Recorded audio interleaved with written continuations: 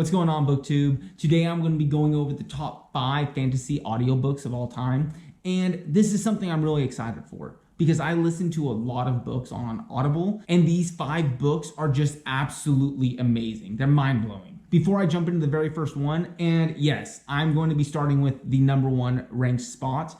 I do post a video every Monday and Thursday morning, so if you haven't liked and subscribed yet, make sure you hit the subscribe button to get notified when the next video comes out. But now the very first audiobook on this list is going to be Harry Potter. And yes, I know the Harry Potter series gets a lot of hate because its fans are diehards. Like, they fixate on Harry Potter and almost refuse to read anything else or acknowledge the existence of any other fantasy series. But there is no doubt that this book deserves the #1 spot, and I'm going to go over why. First off, between Jim Dale bringing the characters to life through his narration, the musical production being enough to bring the magic to life and magic to the book, but not so much that it takes away from the story, and then the story of Harry Potter itself. The Harry Potter audiobook and series really has become so popular that it's in a category all itself. And I mean that literally. Like, if you go onto Audible's website and go to browse,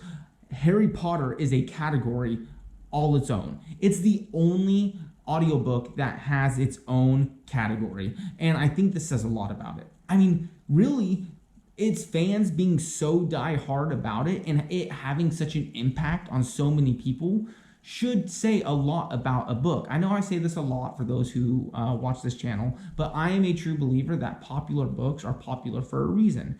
And I think Harry Potter is no exception to that rule. If you watched my video Monday about the tips and tricks I use to get the most out of my Audible membership, you know that this was one of the series I suggested people purchase first off. If you are a Harry Potter fan, because Harry Potter is one of those books that is fun to go back and read. And while you're waiting for your Audible credits to replenish every month, like if you finish a book early, you can go back and re-listen to a Harry Potter novel and it still be amazing and not be a waste of time. You can enjoy the story over and over and over again. And all those reasons are why Harry Potter deserves the #1 spot. Moving on to spot #2. This one will not surprise anybody who watches my channel. They know that I can't go a single video without mentioning a Brandon Sanderson novel, and this video is no exception. The second book on the list is going to be The Way of Kings by Brandon Sanderson. Now, I do want to point out that I would not have put this book on the list if the audio production was not up to par. Like, if it wasn't one of the greatest audiobooks of all time, I wouldn't have added it on the list. But the production of this novel is absolutely incredible. The book is narrated by none other than Kate Redding and Michael Kramer, who have a huge, almost cult following themselves from their previous work together on the Wheel of Time series by Robert Jordan. And this dynamic duo came back and just killed it on this book too. The quality that they give to their characters, plus the writing of Brandon Sanderson, makes The Way of Kings come into a strong #2 spot. All right, so the previous 2 books didn't really have a competition for their places. Like, I knew going into this video that Harry Potter was going to be #1 and The Way of Kings was going to be #2. For numbers 3 and 4, I knew which books were going to be there. I just didn't know in what order. I didn't know what book would be #3, and I didn't know what book would be #4.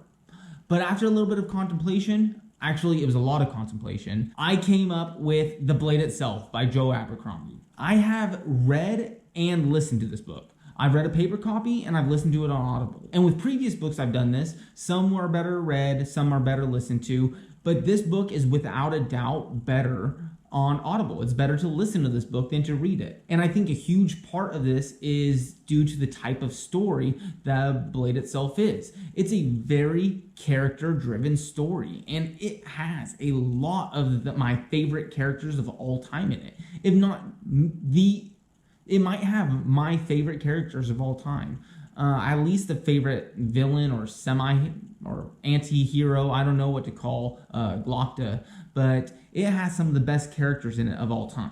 And I think this is the reason why it's going to be in that #3 spot, why it's better in audio. Steve Pacey narrated this book, and he is known for his ability to be able to craft unique character voices and sounds, and this book was no exception to this rule. He was able to take these characters that are already some of the best well-written characters of all time, and he was able to bring them to life from the page. And because the story is so character-driven, when you give such a whole personality, a whole voice to these characters, it without a doubt takes the number 3 spot. The book that comes into 4th place is the one that, well, I was contemplating on whether or not it was 3rd, but I do think it belongs right here underneath The Blade itself, and that is The Lies of Locke Lamora. And oddly enough, this book is like the perfect combination of grimdark and humorous fantasy. These two subgenres you would not think can mix and create a good story, and yet Scott Lynch does this perfectly, flawlessly, I dare say. And Michael Page was able to convey this humorous undertone to this grim, dark story during his reading of the book. Like, he did just as great of a job as all the other narrators on this list. What it comes down to between him and The Blade itself, at least, is the fact that The Blade itself is so character-driven. It is so dependent on the narration that it took the number 3 spot. All in all, these top 4 are all awesome, amazing, great Audible books that have great narration and tell great stories. This last spot number 5, isn't any worse. It's just got a lot of contenders. This is where the lines start to blur a little bit more, and honestly can change depending on mood and taste. The Hobbit was a contender for this spot. It's one of my favorite stories, and the narrator for it is the one that did The Hobbit as well as Lord of the Rings, and he does a fantastic and magical job. Game of Thrones was a contender for this spot. It's one of my favorite fantasy books of all time, fantasy series of all time, and its narrator did an amazing job at pulling you through the world of Westeros and making it a real place for us. However, both of these books are going to come as honorable mentions after the book that takes 5th, but honestly, just barely. Like, a re-listen to either one of these books, and depending on my mood, could push these two to that number 5 spot. Besides these 2 honorable mentions, there are 2 other books I wanted to point out for their quality during this video, and that is Dune and Sherlock Holmes. The reason these books aren't on the list is because they're not in the fantasy genre. Dune is science fiction and Sherlock Holmes is mystery. But these books are so good that I think that any reader and anybody who likes audiobooks will get a lot from them. Dune probably isn't going to be much of a stretch for everyone watching this video.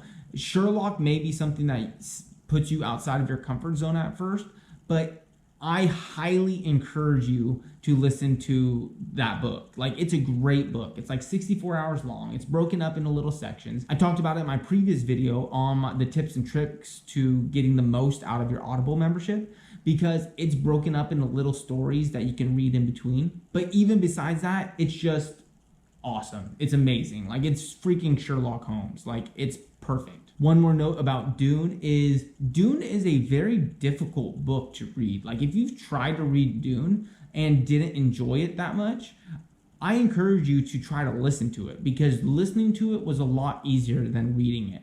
I have done both. I read Dune right after I listened to it, and I think I did enjoy listening to it more than reading it. It made it less complex. Anywho, finally getting to the number 5 slot for the top 5 fantasy audiobooks of all time is Name of the Wind by Patrick Rothfuss. And honestly, for me, this came down to the narrator, Nicholas Podell. He just did an amazing job, and I think his narration might have been a little bit better than The Hobbit and the Game of Thrones for me. Because honestly, when I ranked them, I put a Game of Thrones and The Hobbit both higher than The Name of the Wind. I think both of those are better stories.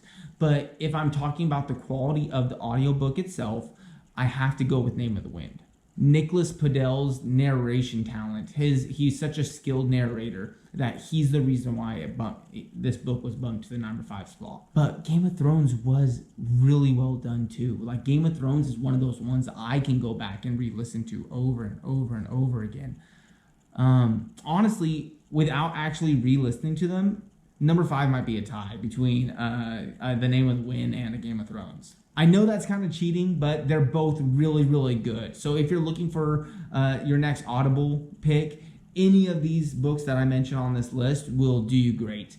And for that 5th spot, Let me know what you guys think. Did you guys prefer Name of the Wind, or did you prefer a Game of Thrones? And let me know what you guys would have put on the list. Is there anything not up here that you would have put up there? Let me know in the comments below. Like I said at the beginning of this video, I post videos every Monday and Thursday morning, so make sure you like and subscribe. And until next time, I hope you're out there reading cool new books and exploring cool new worlds. And until then, I'll be back soon. Thanks for watching.